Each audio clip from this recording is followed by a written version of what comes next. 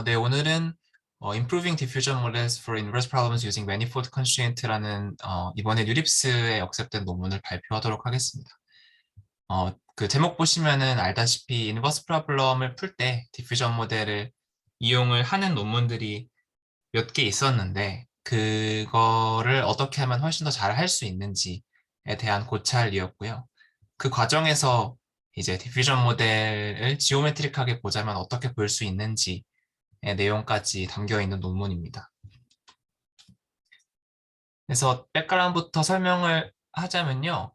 인버스 프로블럼은 이미 잘 아시겠지만 어떤 우리가 알고 싶은 데이터 X가 있을 때 그거를 다 알지는 못하고 어떤 포워드 메저 B를 통해 가지고 우리가 보는 partial observation만 있는 모델입니다.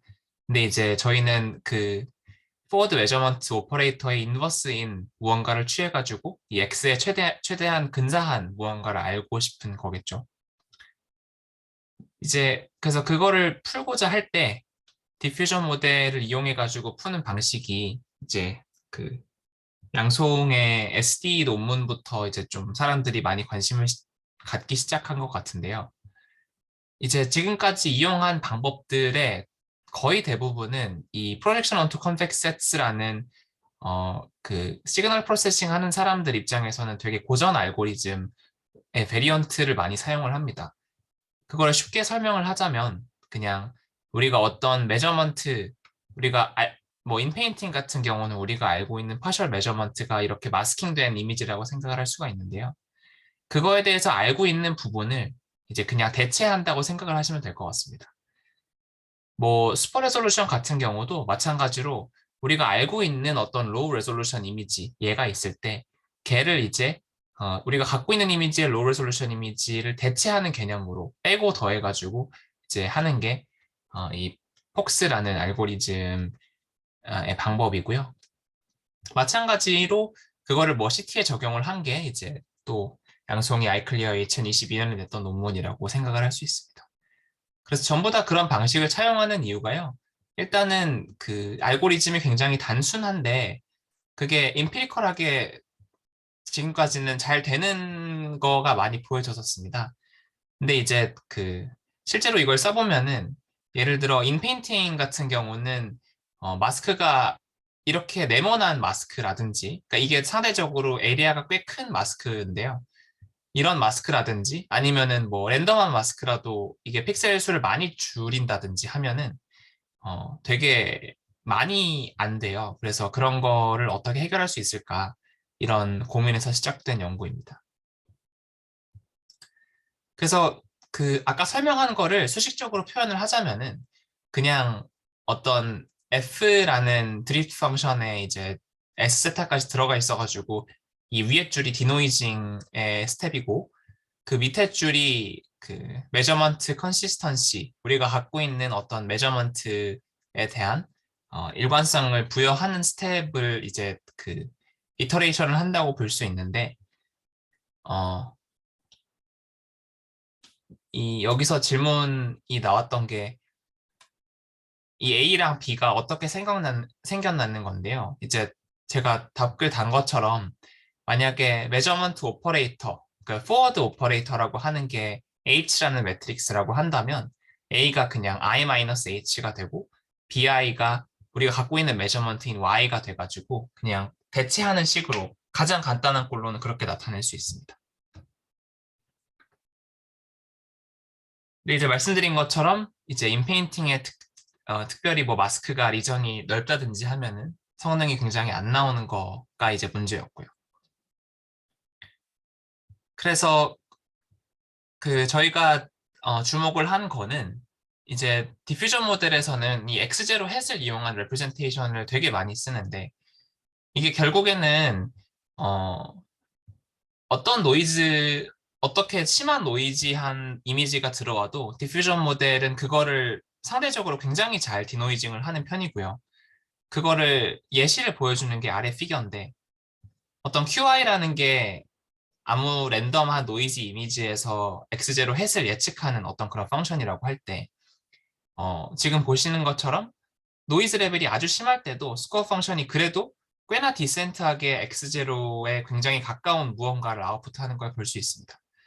그래서 이런 건 잘 알려져 있고, 이게 또 그 재밌는 점은 이 디노이징 하는 데에서 이제 컨텍스트에서 보자면은 이 x0 햇을 예측하는 포뮬라가 그냥 그 트위디스 포뮬라라고 어떤 가우시안 노이즈 이미지가 있을 때 스코어 펑션을 이용해가지고 클린 이미지를 예측하는 꼴과 매칭한다는 특징이 있고요. 마찬가지로 가우시안 디노이징 케이스에서는 이게 단순히 MMSE 에스티메이트뿐만이 아니라 MAP 에스티메이트과도 일치해가지고 이 X0 햇이 theoretical하게도 뭔가 되게 좋은 특징을 많이 갖고 있는 애라고 볼 수 있습니다. 뭐 물론 그 S세타라는 우리가 갖고 있는 뉴럴 네트워크가 이 실제 스코어를 얼마나 잘 에스티메이트 하냐에 따라 가지고 다르겠지만은요. 그게 꽤나 잘 만족한다는 가정하에. 그래서 이 X0 햇을 가지고 그 메소드를 빌드업을 할 건데 인투이션 같은 경우는 다음과 같습니다. 그래서 우리가 갖고 있는 포워드 모델, 그러니까 우리가 갖고 있는 메저먼트를 Y라고 하고 레이턴트 이미지를 X라고 했을 때 포워드 모델은 probabilistic sense에서는 다음과 같이 표현이 됩니다. 이제 보통 메저먼트 Y에 살짝 노이즈가 껴있다고 가정을 해서 실제로도 좀 그렇고요. 그 노멀 디스트리뷰션을 띄는데 그게 미니 HX고 어떤 특정 노이즈 베리언스가 있는 이런 꼴을 나타내는데요. 우리가 갖고 있는 어떤 메저먼트를 X가 아닌 XI라고 했을 때 그거에 대한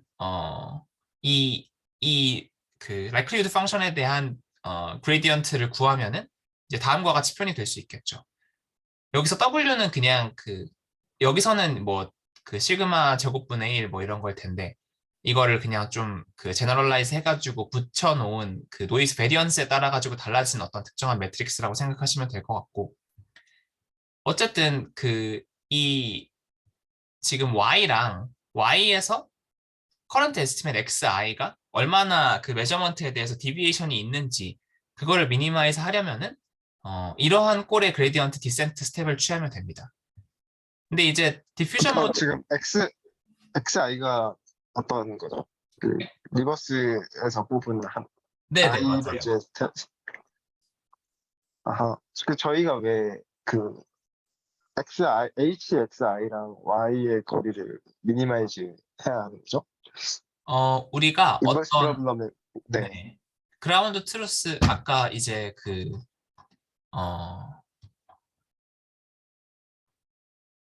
뭐 인페인팅을 예시로 들자면요. 이제 그 어떤 그러니까 우리가 마지막에 디노이징이 거의 다 돼서 X라는 어떤 이미지를 예측을 했어요. 그러면은 그거를 H라는 거를 태우면은 그 마스킹이 되는 거잖아요. 그 마스킹이 됐을 때 우리가 알고 있는 부분, 이 Y에서 이 알고 있는 나머지 부분이랑 우리가 X에서 마스킹한 부분, 그 두 개 사이의 차이가 어, 그 있으면은 원래는 안 되는 거잖아요. 메저먼트에 대해서 그 에러가 있는 거니까. 네. 그래서 그거를 미니마이즈를 하고 싶은 거고, 그래서 여기서 이제 보통 이 likelihood 펑션에 대해서 뭔가 에러를 미니마이즈 하고 싶다고 하면은 이제 그 이 y 빼기 hx를 최소화하는 방향으로 스텝을 취하게 됩니다. 아, 여기 그림을 넣어놨네요. 네. 저 밑에 X0 햇으로 똑같이 하는 식이 있잖아요. 바로 밑에. 네, 네네네. 저는 처음부터 이렇게 했어야 된다고 뭔가 생각을 해가지고 XI를 다시 H에다가 그러니까 우리가 얻은 메저먼트 Y는 XI가 아니라 X0에 대해서 H를 곱해갖고 나온 거잖아요. 그쵸, 그쵸. 네. 근데 그게 아니고 아, 왜 XI를 애초에 노이즈에 네. 대해서 하느냐. 네네네. 그, 이게, 지금 사실 X제로 햇을 쓰겠다는 게 아이디어인데, 이게 원래는 기존의 뭐 리터레처를 보면은 XI를 실제로 이용을 하고요. 오히려 Y에다가 노이즈를 더해가지고 노이즈 레벨을 맞춰준 다음에 뭐 이런 식으로 그레디언트 스텝을 취한다던가 그런 방법은 있는데, 이제 이거를 노이즈레스한 단계에서 비교를 하겠다 이런 내용은 없고요.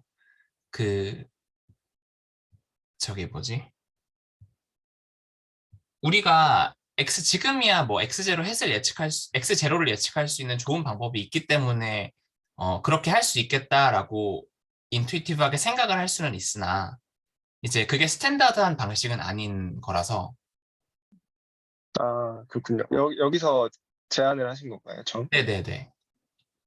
아, 그거 같네요. 그 그레디언트 메소드 그렇죠, 같이 그렇죠. 그거랑 거의 생기는. 비슷하다고 보면 돼요. 근데 이제 아, 그거를 좀 더 파고든. 아하, 그렇군요. 네네. 음, 네, 알겠습니다. 네. 그래서 지금 상현님이 말씀하신 것처럼 XI에 대해서 어떤 레시듀얼을 계산하는 게 아니라, 그 참고로 여기서 Y-HX를 레시듀얼이라고 할 때, 그 레시듀얼을 노이지한 부분에서 계산을 하는 게 아니라, X0 햇을 일단 예측을 한 다음에, 거기에 대해서 노이즈 레시듀얼을 계산을 하겠다입니다. 그래서 결국에는 식이 이렇게 되는데, 이제 이거를 임플리멘테이션 관점에서 보자면은, X0 햇을 만드는 게 어떤 뉴럴 네트워크 SZ이기 때문에, 이제 백프로퍼게이션을 수행하게 되는 그런 식이 됩니다.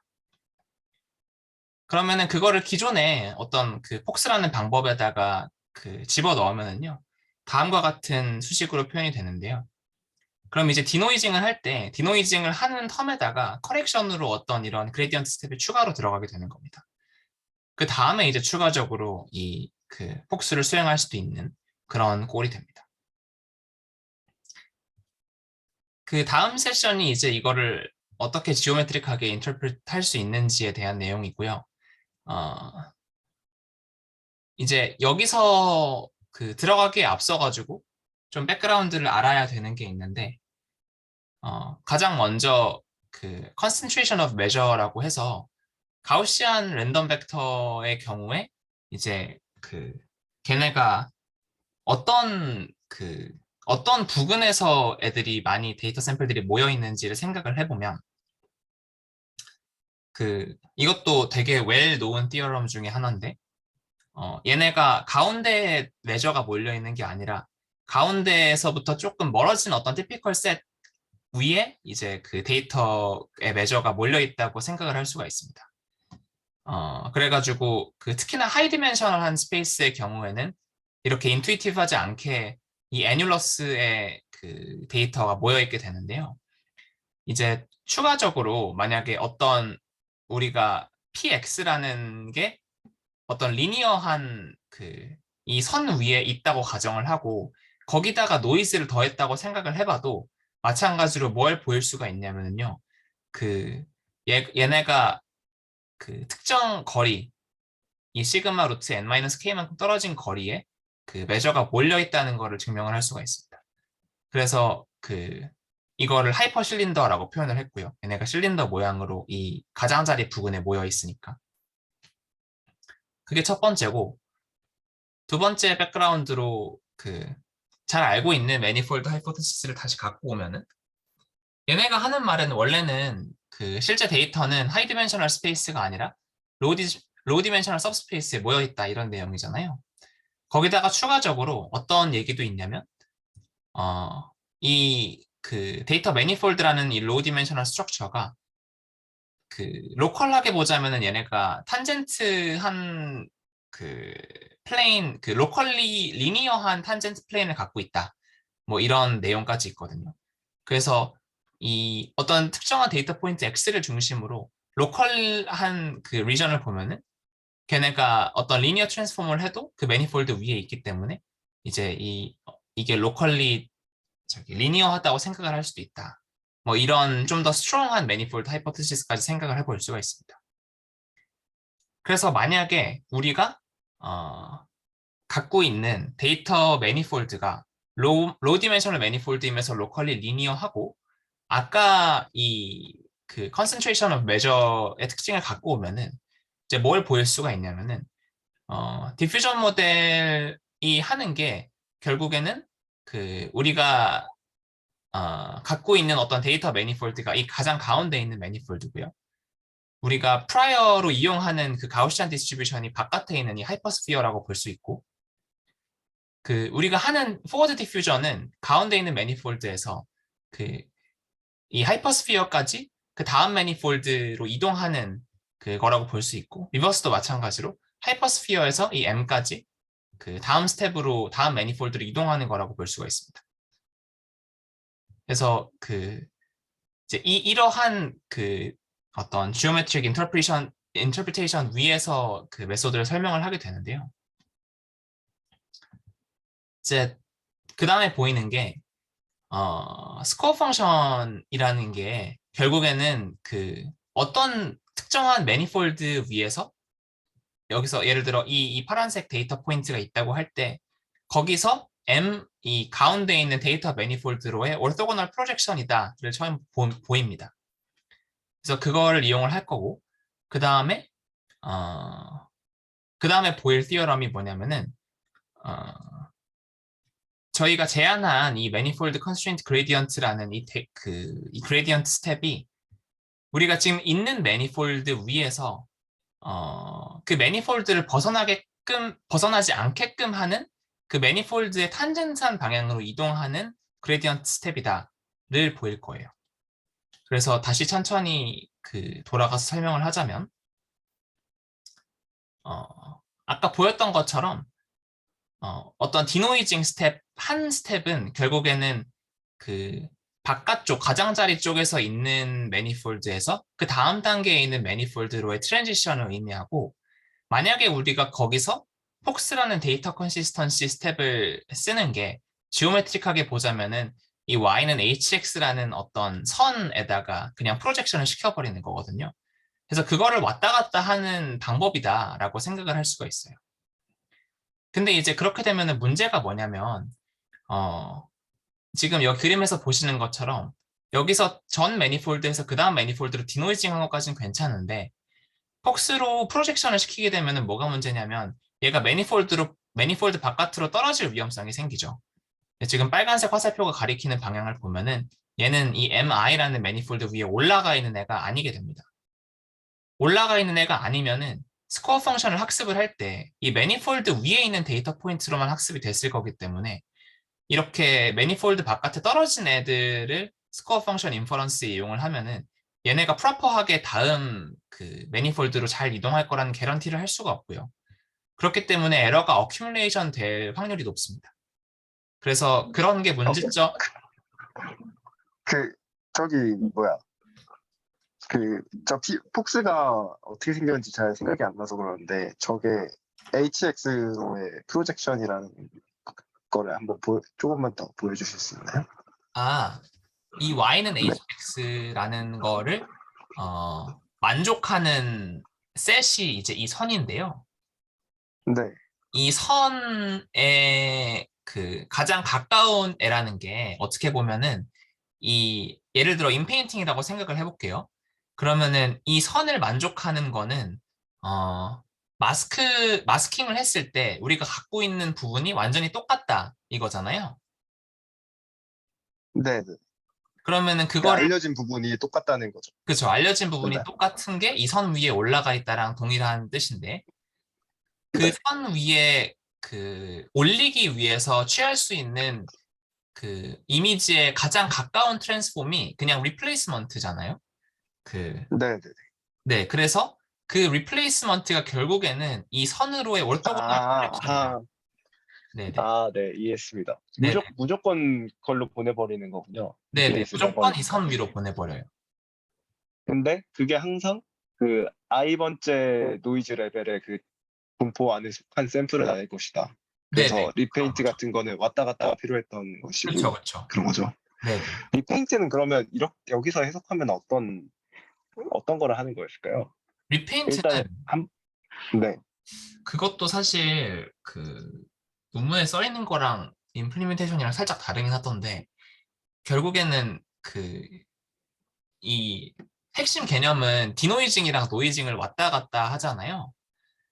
그러니까 디노이징을 한 네, 그러니까 다음 매니폴드로 가서 프로젝션 하고, 그 다음에 노이즈를 더했다가 다시 그 다음 매니폴드로 옮기고 프로젝션 하고, 노이즈를 더했다가 다음 매니폴드로 옮기고 프로젝션을 하고, 이걸 왔다 갔다 하는데, 결국에 그래서 네. 그걸 왔다 갔다를 많이 하다 보면은 어떤 이 두 개 사이에 밸런스가 맞는 픽스드 포인트로 가지 않나 이런 생각이 들거든요. 어, 음흠, 그렇군요. 한 번 프로젝션 했다가 다시 그다음 어떻게 하죠? 리페인트에서 한 그게 번 프로젝션 했다가 다시 노이즈를 입히고. 네네 다시 노이즈를 빼고 다시 프로젝션을 하고 아하, 그렇군요. 네 그러면 리페인트가 뭔가 그건 계산량이 많잖아요. 그쵸. 계산량 계산량이 많은 대신 여기서 말하는 메소드에 비해서 가지는 이점이나 이런 게 있나요? 아니면 완전 이게 더 상위 호환인 방법인 건가요? 어 이거 제 논문이라서 제가 그렇게 말하면 안 될 것 같기는 한데 그 네. 저는 상위권이라고 생각을 하는데 그 제가 모르는 장점이 있을 수도. 근데 제가 돌려봤을 때는 물론 성능이 좋긴 한데 그 그 장점이 하나가 있다면은 그 이 방법은 안 되는 페일리어 케이스가 있는데 사실 그 왜 안 되는지는 아직 그 설명을 찾지 못했지만 특이하게 그 FFHQ 같은 이미지 데이터셋에서는 문제가 없는데 이미지넷 데이터셋으로 가가지고 마스크를 이미지가 이렇게 하나가 있을 때 이거를 정확히 절반을 마스킹을 하면요. 그 네. 데칼코마니처럼 이게 시메트릭하게 채워지는 경우가 종종 있어요. 아하. 근데 리페인트는 그런 게 없더라고요. 그래서 그거는 리페인트가 좋지 않나 그 생각합니다. 음. 그 그러네요. 제일 재밌는 페일러 케이스네요. 네, 그냥 근데 안 되는 게 아니고 설명이 되게. 잘 안 돼가지고 왜 그게 그렇게 되는지 모르겠어요. 아, 그렇군요. 네.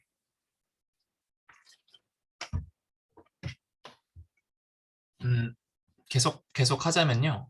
그 아무튼 그래서 이 폭스를 그 반복적으로 이용하는 거는 매니폴드 바깥으로 샘플을 throw off 할 수 있기 때문에 좋지 않다.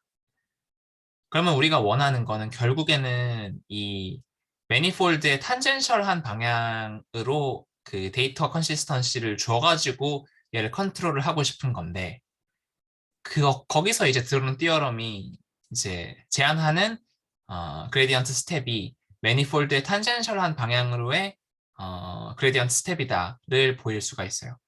그래가지고 이 스텝을 취하는 게 결국에는 이 샘플을 매니폴드 바깥으로 떨어뜨리지 않는 좀 더 안정적인 방법이다를 보이면서 어나리시스는 끝이 나고요. 그렇게 해가지고 이제 이거를 다양한 그 인버스 프로블럼에 적용을 한 게 본 논문의 내용인데요. 이제 대표적으로 스코어 SD랑 비교를 많이 했는데 왜냐하면 얘가 이제 어, 그냥 리플레이스먼트를 해버리는 폭스 기반의 방법이고 이제 저희 그레디언트를 이용하는 방법이라 가지고 확실히 옆에 두고 비교를 해보면은 성능 차이가 많이 나고요. 이제 그 마스킹을 이제 랜덤하게 이게 92% 이미지 픽셀을 지운 건데 이제 그런 경우에도 꽤 그 복원이 잘 되는 걸로 확인할 수 있었습니다. 그리고 마찬가지로 이제 컬러라이제이션이나 스파시피시티 같은데 좀 그 많이 다른 애플리케이션을 적용을 해봐도 기존 방법에 비해 가지고 훨씬 더 잘 되는 거를 확인할 수가 있었습니다. 근데 저 컬러라이제이션 같은 경우도 저 매니폴드에서 이탈하는 경우가 많나요? 그냥 POCS로 했을 때.